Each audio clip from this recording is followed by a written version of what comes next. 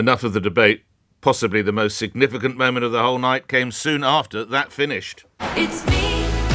Hi, I'm the problem. It's me. At tea time. No, Taylor Swift wasn't at the debate, but she announced that she would be, and she told her 250 million followers she'd be backing Harris. John Sopel is my global radio colleague, co-presenter of the Newsagents and the Newsagents USA. He stayed up to watch the debate last night, so you didn't have to. John joins me now. What was the moment you dropped your popcorn, John? Morning to you. Oh, Nick. I mean, I thought the moment, the clip you just played there about they're eating the cats and dogs in Springfield, Ohio. I just had visions of maybe you or me as cub reporters and some editor barking at us. Right. Ferrari, like the word barking. Well done. Ferrari, you're off to Springfield. Don't come back until you've found me someone who's had their pet eaten. And, I just think that will be the bit that sort of resonates, sticks out. And I also thought that he went over the top on abortion, where he is vulnerable, because so many women oppose what has happened, and talking about how babies are being executed. That is not happening anywhere. And that was another thing that he was fact-checked on. And I just wondered, the clip you played where Donald Trump was absolutely on strategy was when he was talking about the fact that you can't divorce yourself from what Joe Biden has done, Kamala Harris. That was good. But that was one brief mention. He should have been trying throughout to tie her to Joe Biden, instead of which she was laying little traps, like talking about that was a complete deliberate thing that she did when she talked about the crowds disappearing at Trump rallies, because she knew he would rise to the bait, and every time he did, whether it was about that, whether it was about the election having been stolen in 2020, she wanted to paint him as the past and herself as the future.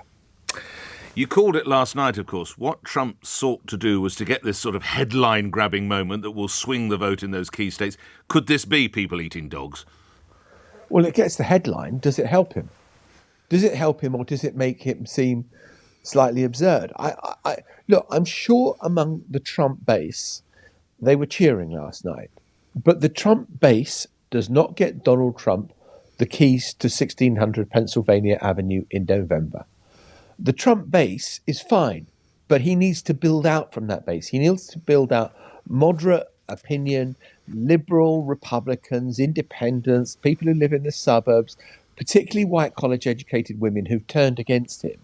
And I think that performance, coupled with, as you rightly point out, the influence of Taylor Swift, and let's face it, in America, women vote in far higher numbers than men generally, but Kamala Harris is enjoying a 10-plus point lead there. Well, I think that all presents problems for Donald Trump. What will the two sides say about another matchup, John?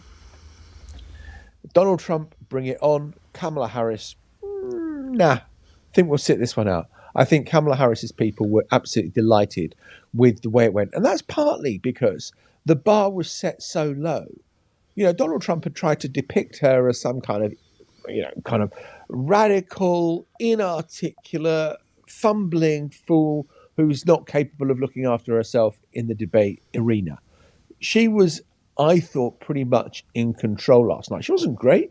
First question she was asked was, is the economy, are you better off than you were, 4 years ago? The classic US presidential question. She didn't even attempt to answer the question. But the moderators didn't pick her up on it, nor did Donald Trump. I thought, oh, God, you wouldn't appear on the Ferrari show and get away with that. And so she wasn't that great. She was okay. But she did enough. And I will be surprised if there's another debate before November the 5th. Finally, you've identified the key swing states. This was in Pennsylvania. Who do you think won? Who comes away with a win, with a W in the column from Pennsylvania? It's going to be so tight, and the margins are going to be so tight. And I think this is, the last time we talked about this yesterday. This is as tight as we've ever seen a US presidential election in the last 25 years. Tighter than 4 years ago, tighter than 8 years ago. So I'll be amazed if there's a huge movement in the polls. But I would suggest at the end of this, if you're asking me to put my neck on the block, I'd say, let's go back to cats and metaphors. She mauled him last night.